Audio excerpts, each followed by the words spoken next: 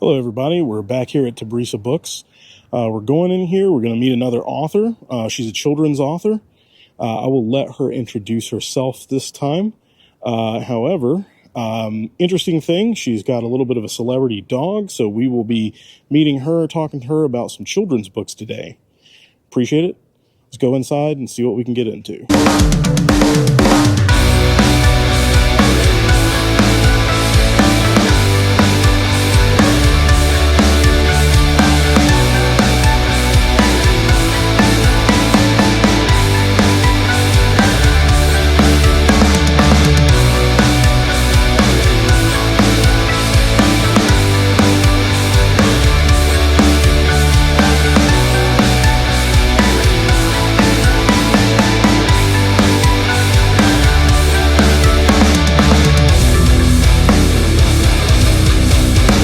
So I'm here with Caitlynne Garland. You're a writer. You're mainly focusing on children's books. Tell me a little bit about yourself. Tell me about who you are and what kind of makes you tick. Yeah. So I'm from Raleigh. Mm-hmm. I've got 3 dogs that are pretty much my whole world. And I've always had an affinity for books, reading, and dogs in general. And so that's just, I don't know, kind of how to fed my passion. I've got a dog. His name's River. He's 3-legged. And several years ago, back in 2019, wrote my first book called River the 3-Legged Dog.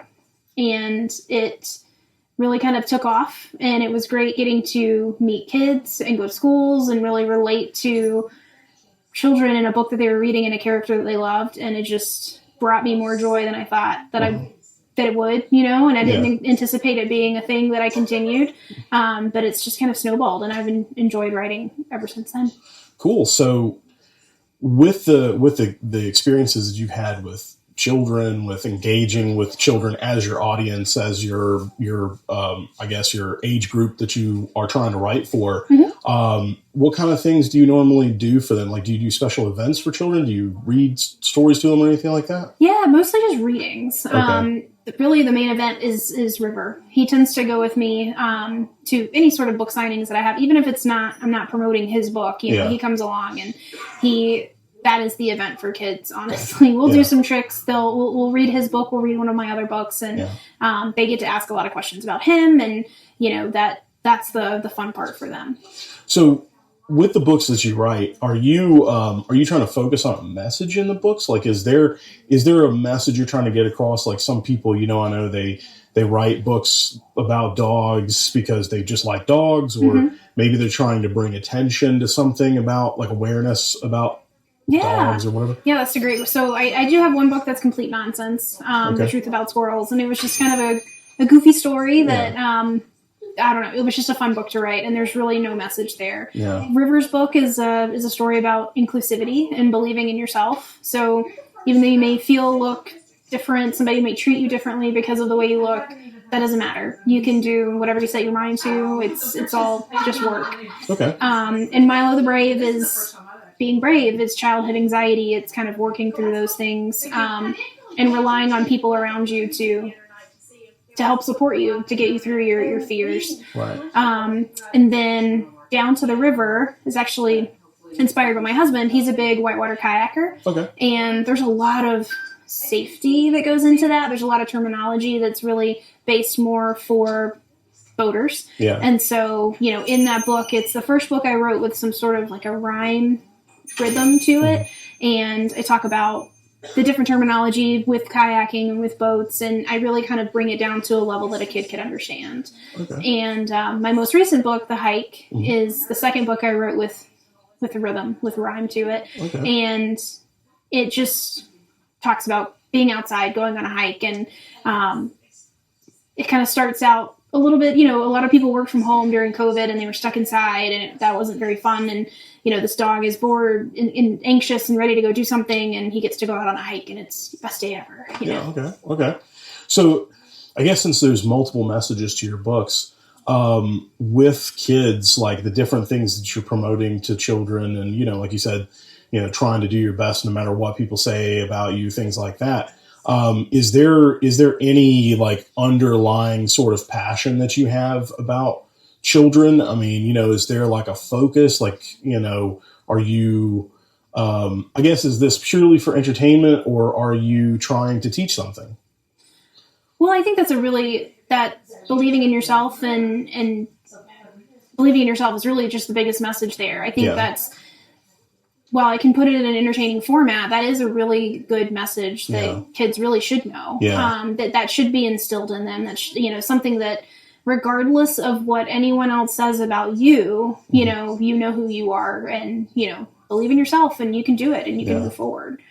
Okay, that's actually really nice, because especially these days, you know, it seems as if people use children's books as a way to target some sort of message that either A, a kid's not going to understand, or B, it's really not a subject you should be covering with a kid. So it's nice to kind of have that wholesomeness, in a format that kids can understand, they can relate to.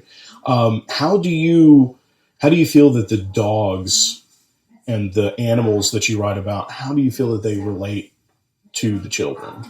I've actually found that kids find animals more relatable.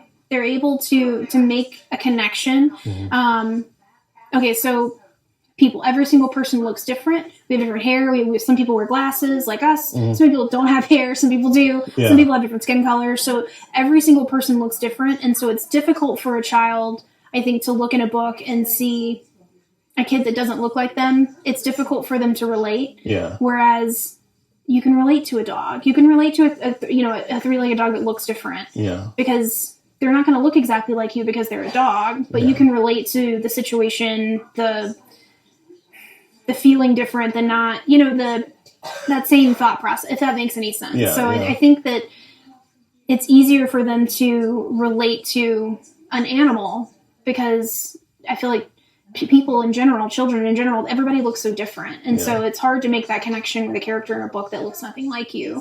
When you can do it from the perspective of an animal, that's a little bit easier. You know what? I don't know if I'm making sense. No, that makes total sense. So, basically, you're just you're getting around the whole, like, oh, that character doesn't look like me, so I'm not like a part of that. Instead, it's like, oh, that dog, I've got a dog, I can relate. You know what I mean? Yeah. Okay, I get you. So with that being said, when you talk about in the case of River, the three-legged dog, is he sort of a celebrity himself? Is he like a focus at all?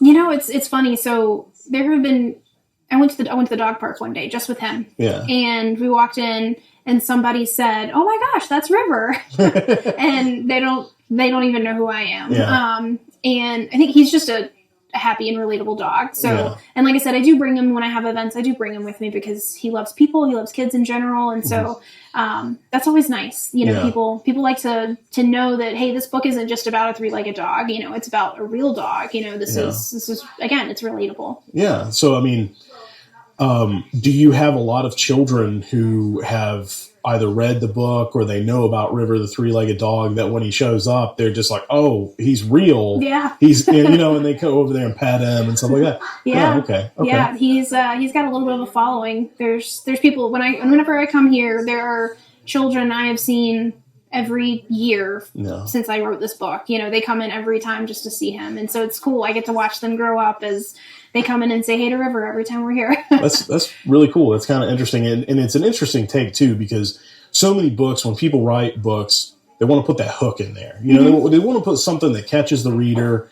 And in this case, it's kind of nifty because you have sort of like a mascot of the books. Right. Is there something that when you wrote about River or about any of these dogs or about any of the animals you write about, is there something specific that maybe happened in your life with that animal that you just kind of said, hey, I really want that in the book. I really need to put that in there? As far as a specific instance, not particularly. Okay. I will say that with the hike, I've never had an Aussie. I've never had a dog that looks like this. I just picked a dog that I think is, a good generic dog. You know what I mean? A popular breed. But I did write the book is I'm a big hiker. My husband and I both love being outdoors, and we take our dogs on hikes with us, and the joy is really real, that of them getting to go outside. And that is something I've done for as long as I can remember is leash up a dog and go for a hike. Yeah. And so the whole book, that whole story was a lot of fun to write. And personally is is my favorite that I've written so far, because it just really is that joy of going on a hike with your dog. It's just it's fun. It feels good. And that's something like I said, I've done forever. And so it felt second nature to write about it. Okay. Now, how do you, like, when you do your characters, every dog's different. Every animal is different. Yep. When you write about your animals, like, how do you research that? How do you put that into perspective for yourself so that you can sort of capture the character in motion? Sure. So I'm part of all kinds of Facebook groups. So obviously, if I'm writing about one of my own dogs, I don't have to do a ton of research there. Yeah. But so for like Aussies, I joined a bunch of Aussie Facebook groups. I wanted to see, it's a dog. A dog is a dog is a dog. Everybody always says, but some breeds have very specific qualities. Yeah. And so I wanted to join these groups that are focused on these specific breeds. Mm-hmm. You meet some interesting people in those groups that are very, very much about their dogs. Yeah. But I wanted to see, a lot of them, the images that you'll see in the hike are, that dog, these dogs actually lay this way. This dog actually behaves this way. These are, the illustrations are based off of photos gleaned from these groups that I was a part of. So, I really try to make it relatable. And I'm doing research on my next book. I want it to be about a working dog, a border collie that does farm work. Yeah. And so I've joined Facebook groups in regards to that, and in the process of planning on going out to people who have working farms that actually, use these dogs for those specific jobs to actually see it in action. I don't have a dog that does that. So I really do try to do my due diligence and get the research done. But yeah. That's interesting. It's always interesting when either a author can kind of, who's a female or a male, they can get into the head of someone else, or they can get into the head of a different creature or animal. Mm-hmm. It's always interesting from that perspective. But what I really kind of want to know, since the illustrations in your book seem very, not lifelike, but they're similar in a lot of ways to real life. Who does your illustrations? Are they varied people, or is it one person? It's varied. So the very first book that I wrote was a friend of mine wrote it. His name is Steven. Sorry, illustrated it. Mm-hmm. His name's Steven. He's still local in Raleigh. However, he's got a full-time job and a brand new baby, and so he's not doing freelance illustration anymore. Yeah. And then the next one I wrote, Milo the Brave, I went to Upwork, which was new for me at the time, and met a woman who lives in the Ukraine. Her name is Jana. Okay. And she illustrated Milo's book right before things really kind of went bad over there. She is safe. She's been doing well, but that's been nice to kind of keep in touch with her. Yeah. And then Marian is, she lives in Spain. Okay. And I met her through Facebook. I'm part of like an illustrators Facebook group. Yeah. And that's really she's a great illustrator as well. Just a different style, something new. Yeah. She does all of her sketches and then watercolor and then scans them in. So it was really cool seeing her process. She would do like little short videos of illustrating my book. It was really great. Yeah. And then my most recent, his name is John Klassen, not to be confused with big name illustrator John Klassen. They are different people. Okay. But he lives in Canada, and he's by far one of my favorite illustrators I've worked with. He kind of gets what I'm writing. He kind of gets the tone. Our creative ideas kind of align just perfect. And he's always been very communicative, and he'll take a spin on something and say, hey, I just tried something. What do you think? And it's perfect. Our creative ideas really align there. Okay. And I found him on Facebook as well. Okay. So do you plan on entering a full-time partnership with any of these illustrators, or are you just going to keep, as you go forward and do new projects, are you going to be just doing random illustrators continued? I really like the idea of working with one illustrator. Yeah. And it's leaning towards, now that John just finished up the second, it's leaning like it's going to be with him. Okay. That's really more of their decision. Yeah. Right? If they want to enter in a sort of partnership, or like right now, the deal is they illustrate it, I pay them up front for it, and then they can move on to the next project. And so it really just depends on what their situation is like. If they would prefer to, have a 50-50 split in things, and that's how they get paid, or more of a long-term partnership, it's really up to them. Okay. I'd be okay with either. That's cool. It's very interesting, especially from the artistic standpoint, to kind of, in the art world, kind of support each other who have different talents and different ideas. Moving on from that subject and moving a little bit away from the books per se. Okay. Since you market to children, since you are a children's author, you have a lot of parents that I'm sure you deal with. Since parents are always very concerned about the type of stuff that their child looks at or reads or whatever, Yep. What do you have to say for those parents that may be on the fence about your books as far as like, is this going to be good for my child? Is this going to be wholesome? That kind of thing. Right. Yeah. Folks do ask me that. They always ask, I do a lot of in-person events, and they'll always say, what is this about? There are a lot of hot buttons that parents don't want their kids just willy-nilly reading. They want to be able to teach them that themselves. Yeah. And I will say, I don't feel like, this is from my perspective, obviously, but I don't feel like any of my books really touch on anything touchy like that. I feel like everything is very baseline, human, relatable, if that makes sense. Okay. And I also, especially if we're at events and in person, I have display copies. I say, hey, flip through it. It won't take you long to read it. Just read through it, see if you like it. And, that way you'll know, one, if your child will like it, and two, you can do that initial pre-scan and make sure it's something that you want in your home. Yeah. Okay. It's really nice, especially these days with so many authors going digital, so many authors like, oh, well, you'll just buy it on my store kind of thing. It's nice to have that interaction to where people can meet you. They can look at the book. They can, like you said, pre-screen it before they decide to give it to their kid. Do you have any plans in the future to go from, like, not completely, but from the book medium into something different, like creating like a little show or a comic book or anything like that? That would be really cool. Yeah. I don't have any plans for that. That would be something I would definitely entertain if it came to something I could do. But as of right now, I don't have any plans for that. Okay. Yeah. That would definitely be cool. Cause I know cool. Pete the cat. Yeah. Huge. Clifford the big red dog. Clifford the big red dog, and who's to say that River the three-legged dog won't come up in that? Exactly. Yeah. So with the books specifically, where do you normally sell your books? Do you have them just in every store, or are you through Ingram? Like, how do you distribute that? So I self-publish through Ingram. Okay. So they do a lot of the big name, big stores for me. So Barnes & Noble, Books A Million, Walmart, Target, Amazon, all of that. So you can get my books off of any of those sites. Okay. Bookshop.org. I have a wholesale account with Fair. I'm not sure if you're familiar with that, but most little stores, a lot like Tybrisa Books, you can go in and buy items in wholesale prices from those. And so I have several different stores that in North Carolina that sell them, that have purchased wholesale through that site, and then randomly one in Illinois. Okay. And then I have a website.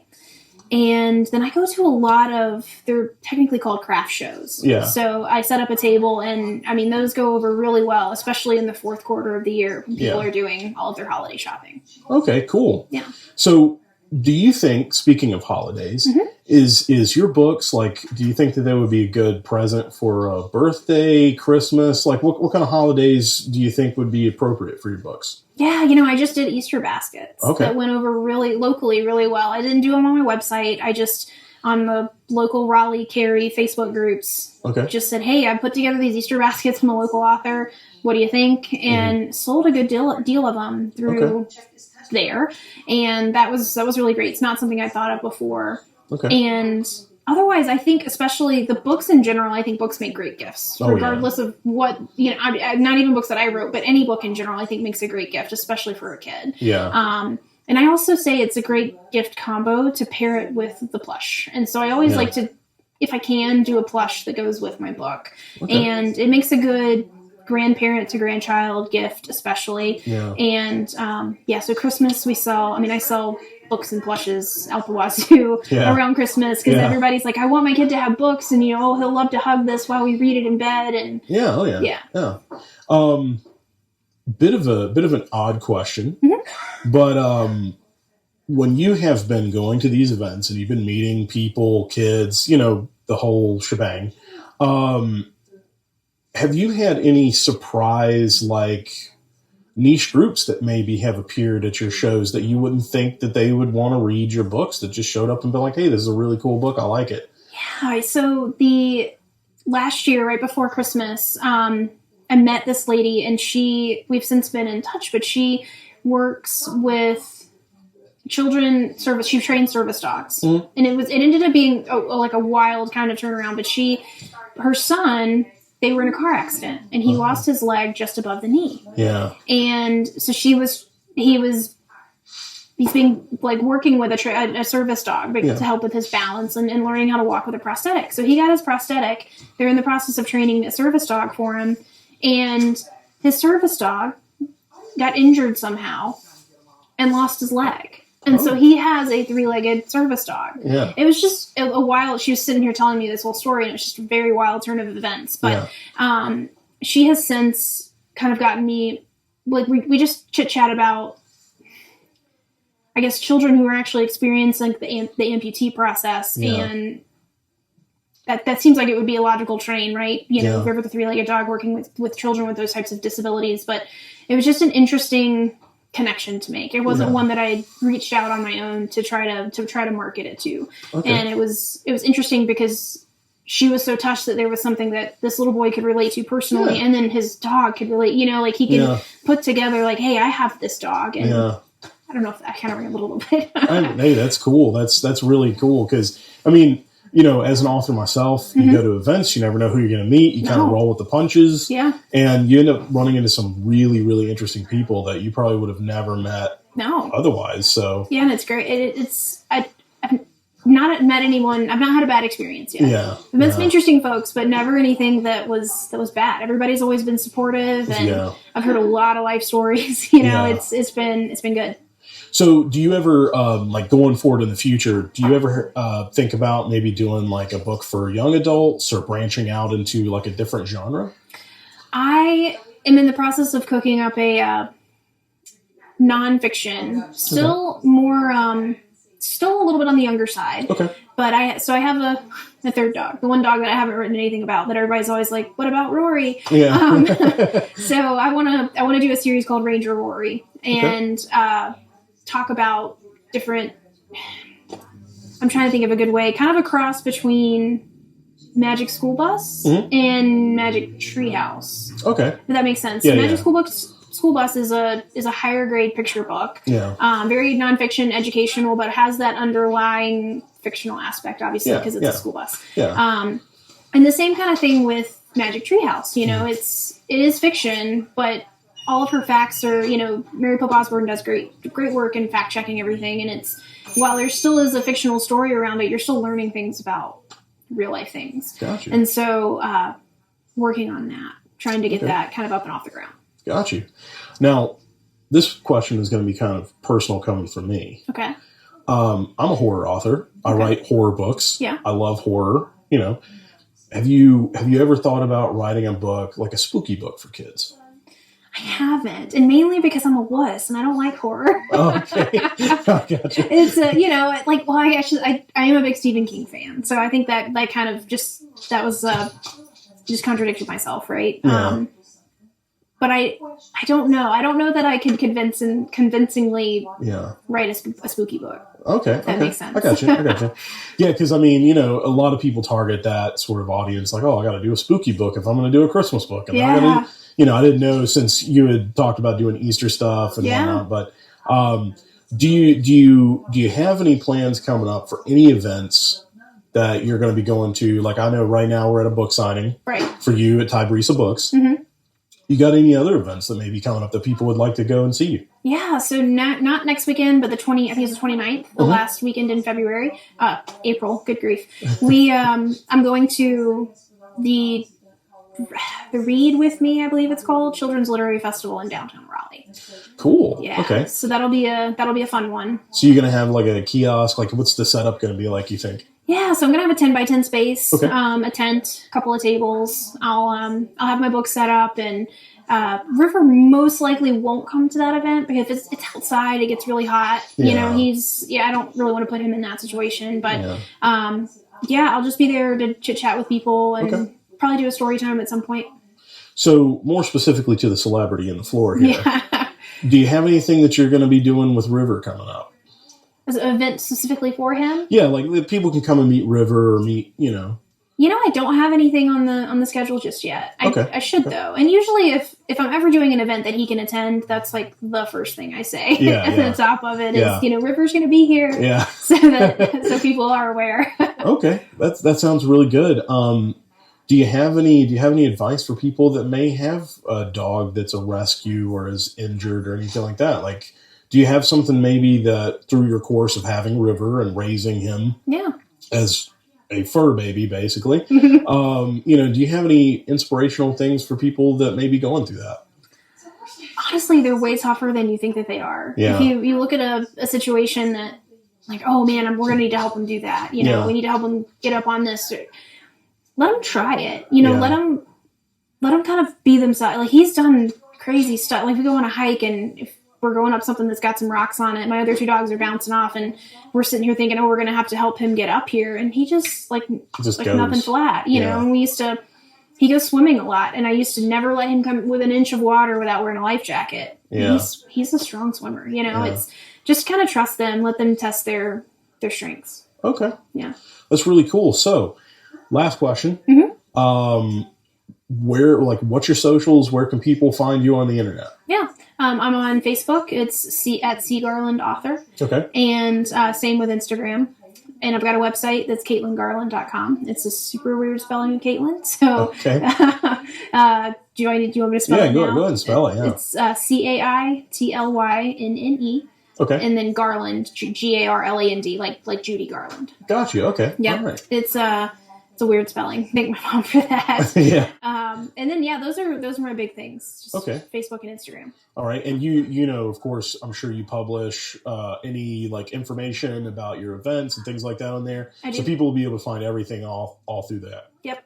Okay. Yep, I sure do. And on my website, there's a link to email me. So if something doesn't make sense, I love it when I hear from people, they email me about whatever. If they want to invite me to their school, I love it. Let's do it. Okay. So you do school events? I do, yes. Okay, cool. Do you have any school events coming up? Hopefully towards the end of April to mid-May, where they try to get me in at the end of school once the bulk of learning is over and kids are getting ready for summer. Yeah. And so I'm talking to a school local to Raleigh to hopefully get in there before they let out. Okay, awesome. Well, it was good meeting you. Same to you. Thank you for coming on the show. I really appreciate it. I hope to have you in the future. Maybe like after you get a couple more books under your belt, or if you've got anything major going on, we could definitely do this again. Will do. Yeah, thank you. All right.